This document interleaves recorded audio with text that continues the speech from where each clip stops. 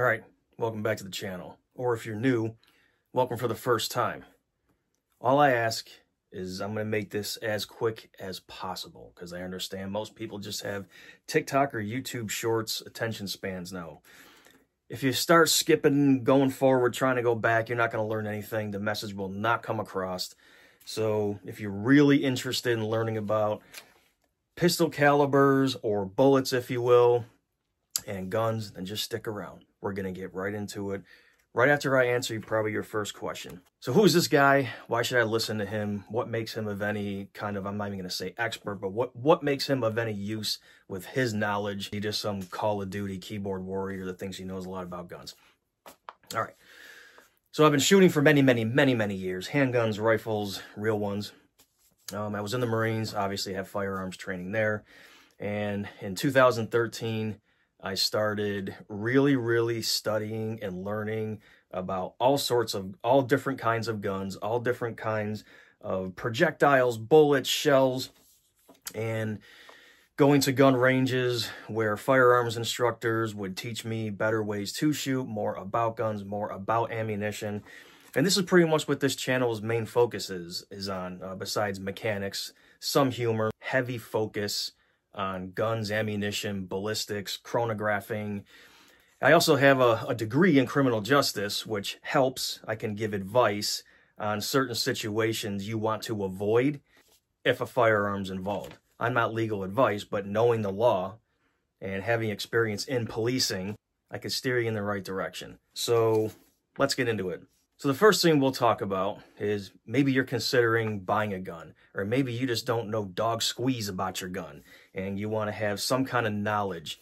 So first thing we're looking at, these are the main, most common handgun or pistol calibers, if you will. So automatically you're looking, let's say right to left, and you're thinking, ooh, the really big one on the left, that's the one that says 45 ACP.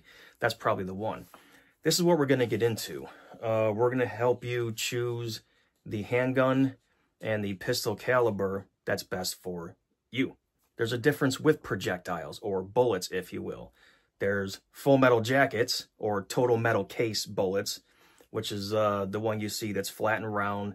They're mainly used for range, time, and practice, and they're cheaper than the hollow point, the one with the cavity in it that you also see in front of you.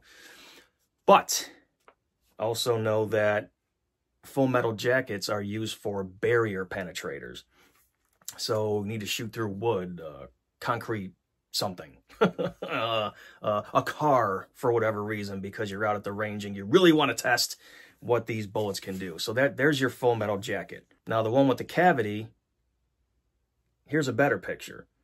This is what happens when it fires. So the second thing we'll talk about after explaining full metal jacket and jacketed hollow points is which one you want to use. So yes, the full metal jacket is for range, time, and practice, but also for barrier penetrators. The jacketed hollow point you use for self-defense when, hey, you know, there's a lot of displaced animals out there, a lot of construction going on. So, and there's also animals that get rabies. When animals get rabies, their brain's not working too well. So in the rare event, yeah, it's probably never going to happen, but it's better to be prepared, right? A lot of deer around. Deer, let's say, get rabies. Next thing you know, it's around, it's kind of tall. It's about 200 pounds. A buck, yeah, a buck. So a buck, rabid buck, breaks into your house. And it has sharpened horns and maybe even a shotgun strapped over it because it's off the wall. So the reason why you would want to use the jacketed hollow point is because you want to inflict as much stopping power and damage to that rabid, out-of-control deer that could potentially be coming to kill you. But you don't want it to pass through the deer and then start going through walls in your house, hurting someone innocent in your house, or another tip is you're responsible for every bullet you fire. Yep. So even if it was a self-defense situation, if it passed through that rabid deer, out a window, and popped your neighbor right in the forehead that was just sitting there eating breakfast. So remember an image or two ago when I was saying, which one should I choose? Ooh, the really big fat one on the far left. That's your 45 ACP. The one right next to it is the 10 millimeter. So first, let's look at what happens when a bullet hits ballistic gel.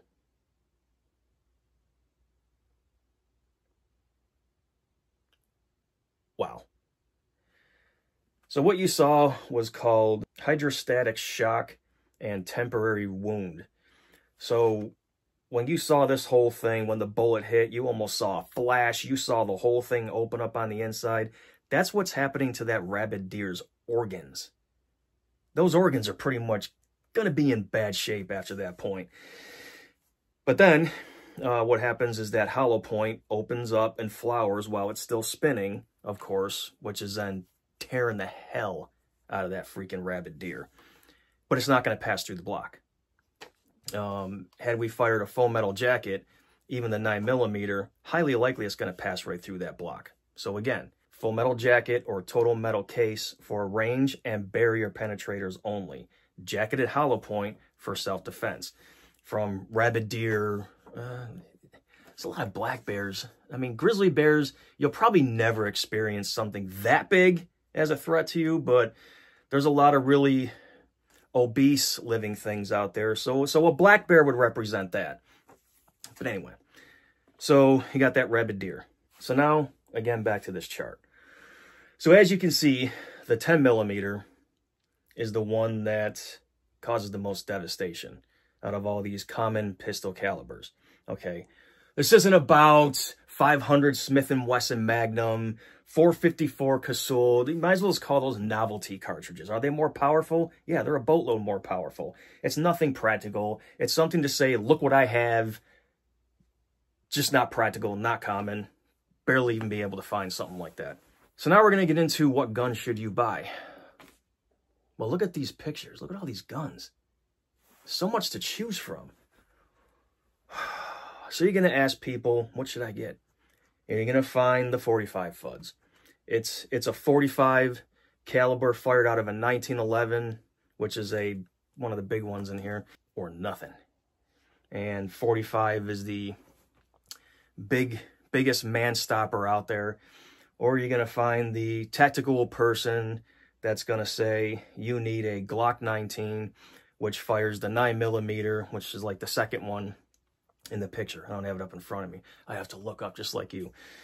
So everyone's going to have an opinion. They're going to say you must have a Glock. You must have an M&P Shield by Smith & Wesson. It has to be a 1911 or nothing. It has to be a revolver. It has to be 357 Magnum. It's all opinions. You want to know the gun you need to buy? And I like all these pictures, and maybe there's other ones. You need to pick it up. You need to hold it. You need to feel the trigger pull, okay? Because when I went to buy guns, even some of the more expensive ones, Kimber, Sig Sauer, there's a couple others, the trigger pull is horrible. Now, it's not like you can't pull the trigger, but for instructional purposes only, empty, finger off the trigger. Trigger pull. Glocks have 5.5 pound triggers. Not a whole lot. Some of these other guns, you're pulling the trigger, and it's just hard. So if it's hard to pull the trigger, remember, you have to keep a gun steady to hit a target. Handguns are very hard to hit the broadside of a barn 15 feet in front of you. You'd be surprised. I took someone shooting with me that could not hit the broadside of a barn. The paper was right in front of them, and we're looking at it like, how are you missing this? Anyway, so you need to pick it up. You need to feel it. You need to hold it. If it's a revolver, you need to cock the hammer and pull the trigger. See if you can, well, I don't recommend doing that, so I'm not even going to mention what I just mentioned. Pick it up. Hold it. How does it feel in your hand? Does it fit right in your hand? Is it too big? Is it too small? Is it too heavy? Does it just not feel right? How's the trigger pull? Are you able to easily pull the trigger?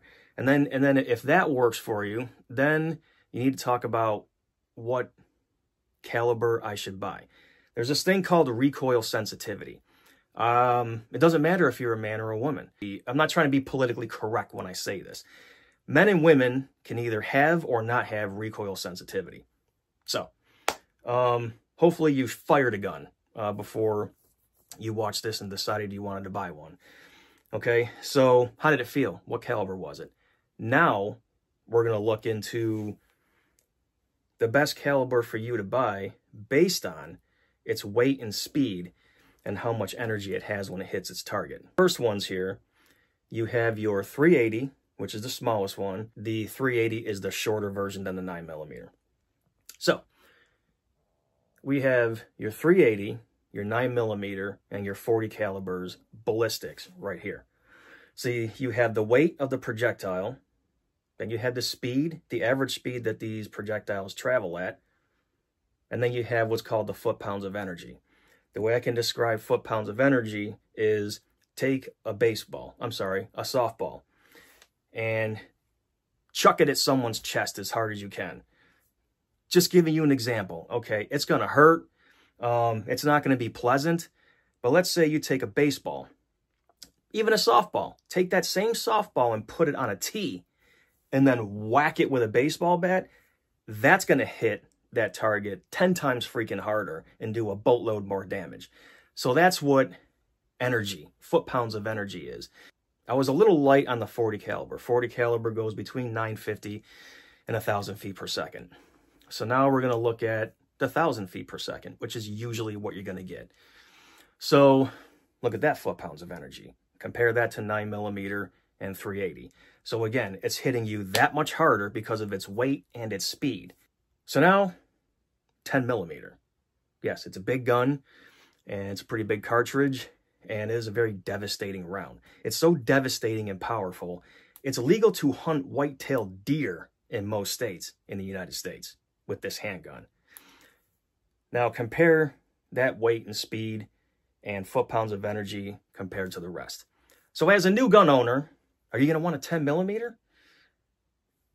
I love recoil, but I have to readjust my grip after firing 2-3 shots. Yes, I have control over it, and yes, I can still hit targets with it if you watch my channel, but you have a lot of felt recoil. New-time gun owner, usually people go with the 9mm or the 40 caliber. But the 9mm seems to be the go-to. Not a very big gun, not a lot of recoil, hold a lot of freedom seeds.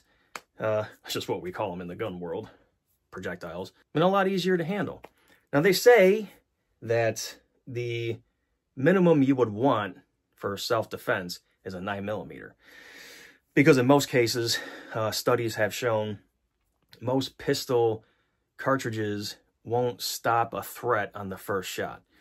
I'm pretty much going to say that 10mm will, and likely with the 45. But again, do you want that much recoil? I really hope this helped. If you have any questions, leave them in the comment section. I'm usually really good about answering questions. Even my shorts have something educational about guns in them. A lot of it is gun safety. So also remember this, one more thing. The biggest thing about having guns is the safety. You pick up a gun, even just like I did, I knew it was unloaded. I still kept my finger off the trigger. I still cleared it.